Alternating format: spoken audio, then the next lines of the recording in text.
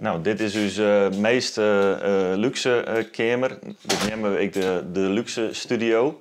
Het is een volledig gemeubileerde kamer waar alles op en on zit. Ja, we merken dat er vraag onderin is naar studenten, dus naar een luxe gemeubileerde kamer. Jansen is van Student Stay. Hij en oren verhierders van studentenwennings moeten onder de vraag voldaan.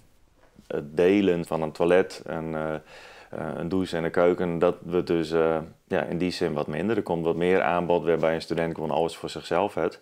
En ik denk dat dat wel goede initiatieven binnen.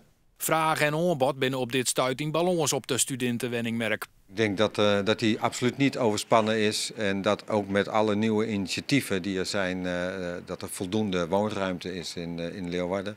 Er staan ook nog een aantal op stapel. Op de vernijde website studentenwoningenleeuwarden.nl binnen zo'n kwart alleen nog veilige wennings te vinden. Huiskemelkers die puur uit binnen op Jilt staan er net op. Ik heb het liever niet over huisjesmelkers, maar particuliere verhuurders. Dat is in ieder geval de mensen waar wij mee om tafel zitten. Die mogen ook op onze website, wat een fantastische marktplaats is voor goedgekeurde woningen. En ja, dat zal wel iets doen met de onderkant van de markt. En wat je dan als huisjesmelker zou willen aanmerken, die willen wij niet op onze website hebben. Zou worden verhierders dwongen tot verbouw of nijbouw? Ik denk dat dat kwalitatief en brandtechnisch wordt het dan checkt door de gemeente, recent zeg maar.